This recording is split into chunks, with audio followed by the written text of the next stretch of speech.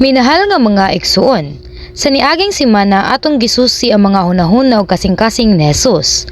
Si Jesus na puno sa kamatuoran, kaayo og gugma sa iyang hunahuna og kasing-kasing, bisan sa unsang orasa, dapit o kahimtang. Samtang naminaw ka sa pulong, nakahimo ba ka sa desisyon nga himuon ang dagkong pananglitan sa Ginoo isip sumbanan sa imong pagkinabuhi? Kung nakadesisyon ka nga magpadayon, kanunay mong susihon ang imong unahuna og kasing-kasing. Apan ang atong unahuna og kasing-kasing dili dali makita sa gawas. Sayon nga ipalabay o pasagdan lang ang mga paghunahuna sa unod og dili maayong panghunahuna, kay wala ka man daw makahimo og dakong sala o kadaotan. Apan kung gusto ka nga mahimong matahom nga pangasaunon sa Ginoo, kinahanglan mong maningkamot nga mailhan ang daotan ug mangita og kausaban pinaagi sa paggamit sa kaayo ug kamatuoran isip sumbanan, bisan sa mga mubo nga pagunahuna og pagbati. Karong adlaw atong susihon ang mga mata, dalunggan, baba ug pamatasan ni Jesus.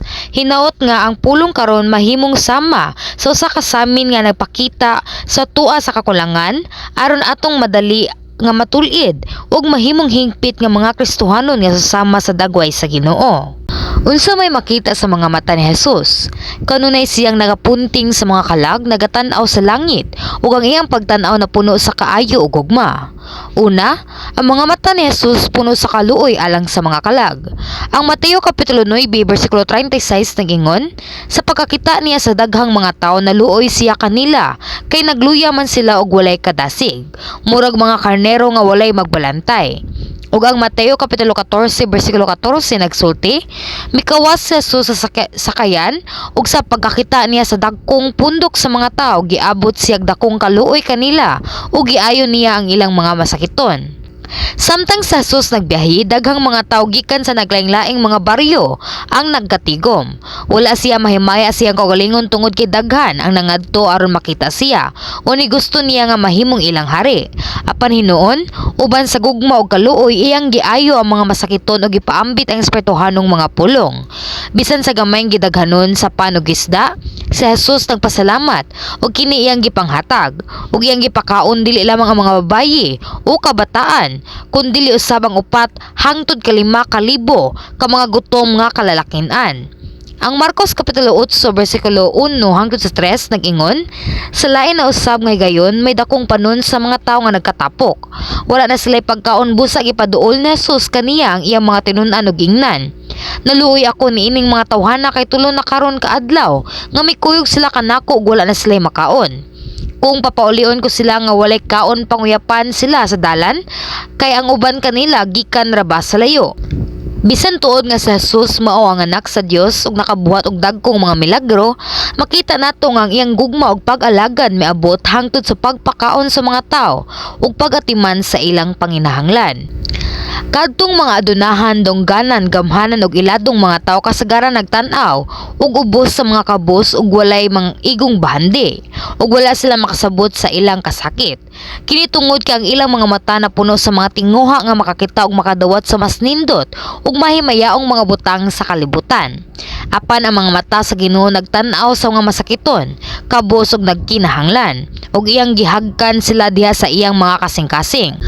Unsa may matang sa pananaw nga imong gigamit sa pagtan-aw sa mga tao? Nagtan-aw ka ba sa mga dungganan ug dato uban sa pagrespeto apan sa mga kabus ug walay igong bahandi uban sa pagbiyaya ug pagpasagad? Aduna ba kay mga ilanan sa kapintas ug kadautan sa imong pananaw sama sa paghusga ug pagdumot? Ang atong mga mata kinahanglan mahimong sama sa mga mata sa Ginoo, puno sa kaluoy alang sa tanang mga tao. Nagpakita og gugma sa matag usa. Sa sususab nagatan-aw sa ngadto sa langit. Nagpakita kini nga siya adunay pananaw sa pagtuo, nagsalig ug nagpaubos sa Dios. Sa dihang nagampo si Jesus aron banhawon si Lazaro, iyang gibayaw ang iyang mga mata ngadto sa langit ug nagampo. Sa dihang gihimo ni Jesus ang milagro sa 5 ka tinapay ug 2 ka isda, atong makita sa Mateo kapitulo 14 bersikulo 19, nga gibayaw niya ang iyang mga mata ngadto sa langit ug nagpasalamat. Sa dihang giayo niya ang taong bungol o gamang, diha sa Marcos Kapitulo 7 versikulo 34, ug mihangad sa Jesus sa langit nang hupaw og mingon sa tao, ifata, nga sa ato pa maabli ka. Nagampo siya samtang nagatan-aw sa langit. Ang Juan Kapitulo 17 versikulo 1 nag-ingon, human makasulti si Jesus niini mihangad siya sa langit ug mingon, Amahan, miabot na ang takna.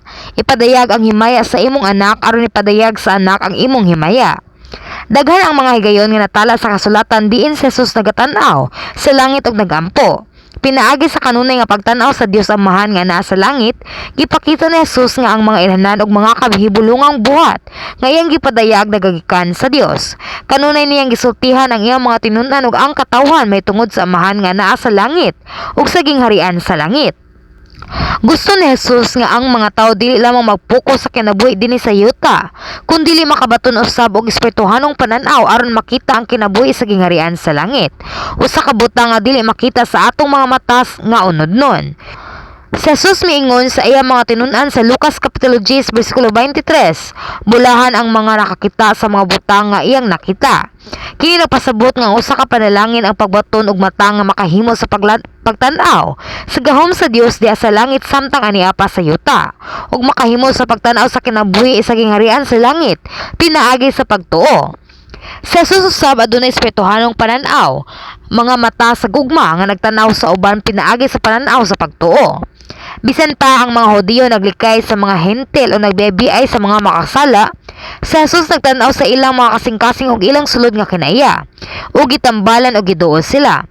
Una niyang nakita ang paghinusol ni Zaccheo ug misulod sa iyang balay aron sa pagdala kaniya sa kaluwasan.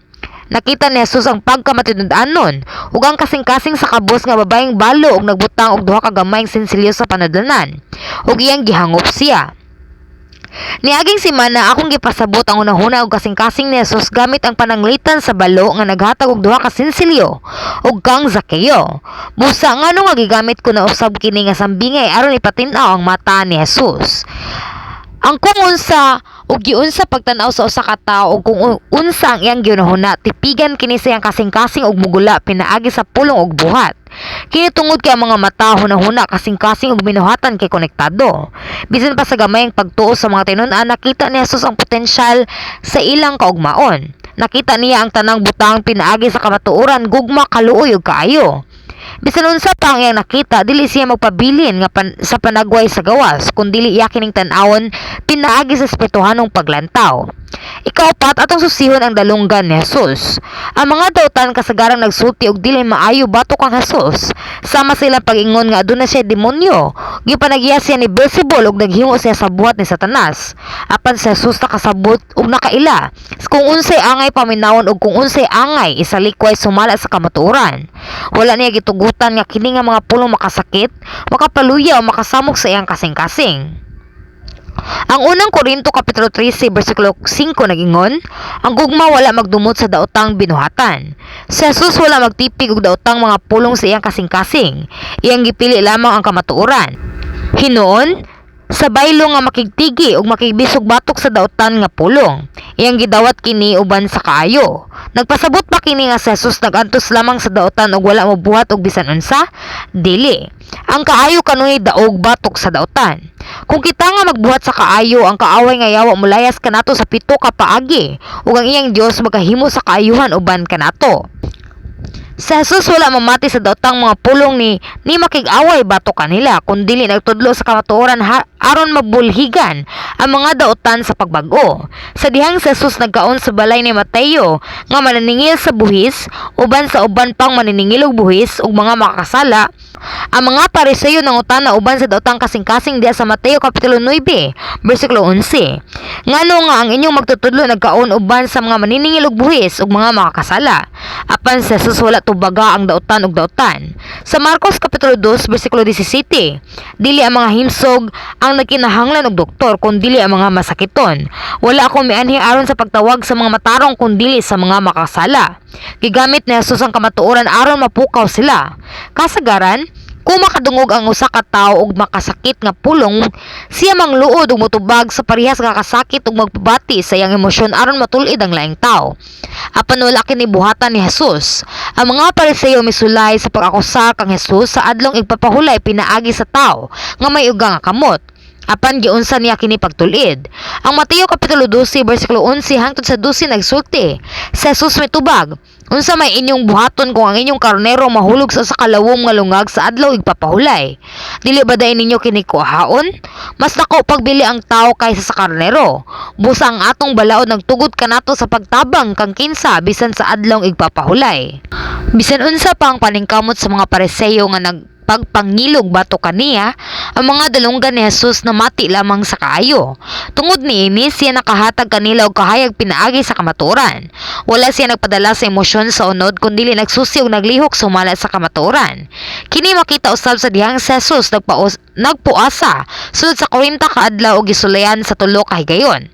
Sa Mateo kapitulo 4 bersikulo 3, miabot ang manunulay og miingon kaniya, kung ikaw mo ang anak sa Dios, sugwa kining bato nga mahimong tinapay.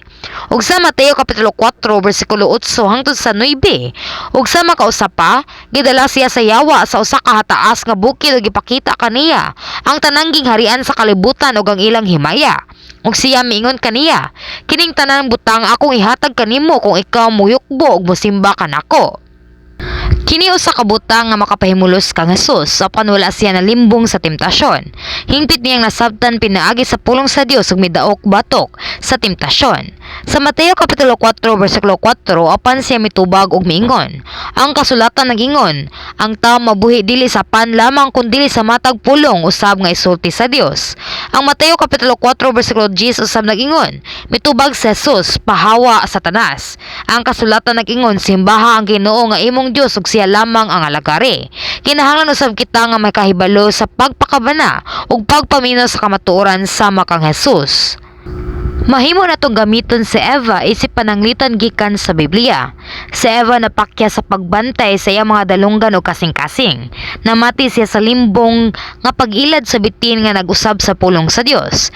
Kini nagdala kang Eva sa pagbuhat sa dakong sala sa pagkaon sa bunga sa kahoy sa kaybalo sa maayo ug dautan. Dili kita angay mahimong buang-buang nga dali malimbungan sa mahayag ug makapahingangha nga mga pulong sa kalibutan. Sa Jesus nga angay natong sundon adunay dalunggan nga makadungog sa tanang butang ug maghimo kini nga kamatuoran. Ang mga pulong ni Jesus gawas nun sa kadautan.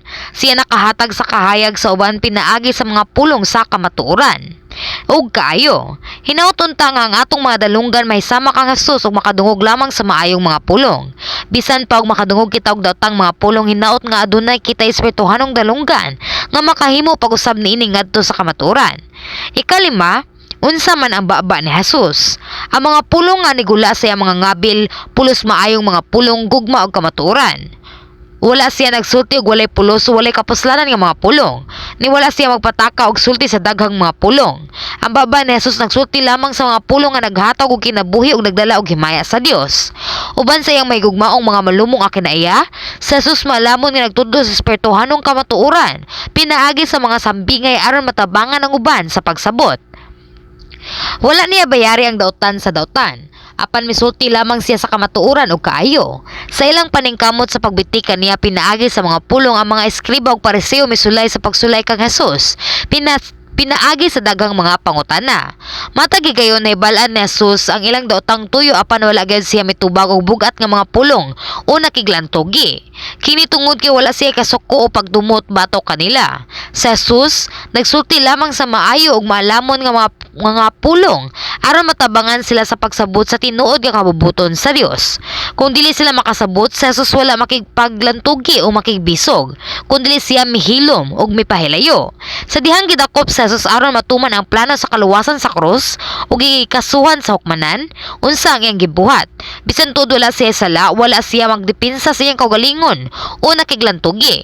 Siya misulti lamang og pipila ka mga pulong aron ipaambit ang kabubuton sa iyang amahan. Bisan sa higayon nga gitagaan siya og kahigayunan sa pagdepensa, wala siya mosulti. Samtang nagantos sa walay hustisya sa Jesus, wala magpakilantugi kang bisan kinsa. Hinuon, siya nagampo sa usa ka pag-ampo sa pagpangamuyo sa gugma nga nagtingwa sa hingpit nga pagtuman sa kabubuton sa iyang amahan. Ang mga pulo nga gisulti ni Jesus matahom ug puno sa kahulugan. Naghatag og grasya, kusog, paglaom ug inspirasyon. Apan kini dili nagpasabot nga si Jesus nagsulti lamang sa mga pulong nga makapahimuot sa dunggan. Nagsulti usab siya sa mga pulong nga sama sa mga hait sa espada nga makausab ug makapakpukaw sa kasing-kasing sa daghan.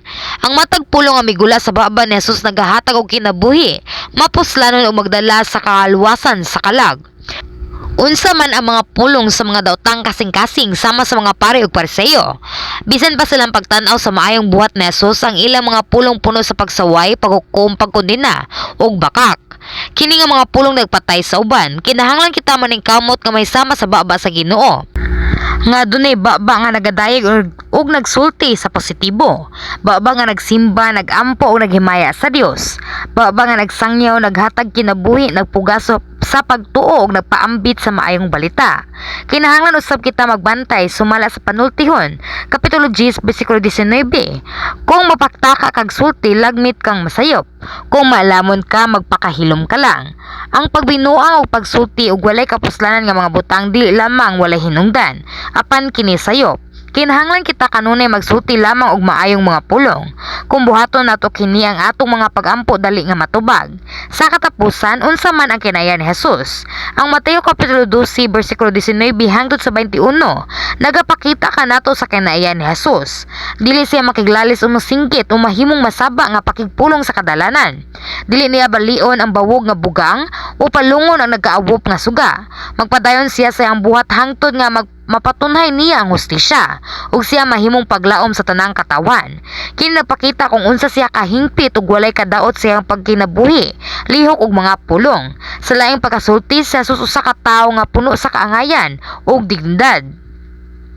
Bisan tuod sa Jesus ang anak sa Dios adunay dakong gahom, wala siya may palabis sa uban o nagpakita og pagbiay-biay bisan sa mga gagmayng mga bata. Sa Mateo Kapitulo 18, bersikulo 10, siya nag-ingon, "Matnguni ninyo nga dili kamo magtamay bisan usa ni ining mga gagmayng bata nga nagtuo kanako. Kay sultihan ko kamo nga ang ilang mga anghel at tuwa kanunay sa tubangan sa akong amahan didto sa langit." Mga minahal kong igsuon, karon og sa miaging semana atong gigamit sa Jesus isip pananglitan aron susihon ang unom ka aspeto sa mga buhat sa lawas nga kinahanglan kontrolon sa usa ka tawo. Ang kinaiya ni Jesus hingpit, walay mansya o sayop. Siya hingpit nga ehemplo alang kanato. Klaro nga ang iyang kinaiya nagagikan sa sulod nga kinaiya nga puno sa kaayo, pagpaubos og espirituhanong gugma. Ang gugma og buhat na sa dunay katingalahang gahom sa pag-usab sa mga kasing-kasing sa mga tao. Bisan sa dihang gidakop si Jesus alang nga siya ilansang, daghang mga tinun-an ang nahadlo og si Pedro, ang pangulo sa mga tinun-an nagdumili sa pag-ila kang Jesus. Ang ikatulong pagdumili ni Pedro kang Jesus nakasulat sa Lucas Kapitulo 22, bersikulo 61, ug ang Ginoo mitan-aw kang Pedro. Unsa kaha ang kasing-kasing hunahuna ug panan-aw ni Jesus niadtong higayuna. Bisan tuod si Pedro, iyang pangulo nga tinunan iya siyang gibiyaan og nahadlok. Apan sa pagtan-aw ni Jesus, wala magpaila sa kasuko, pagdumot o pagbiay-biay. Hinuon, pinaagi sa mata nga puno sa gugma ug kaluoy si Jesus mitan-aw kang Pedro nga naghatag kaniya og kusog ug kaisog sa pagbangon pag-usab. Hinaot nga kita mahimong tinuod nga mga anak sa Dios nga nagsubay sa gugma ug kinaiya ni Jesus. Amen.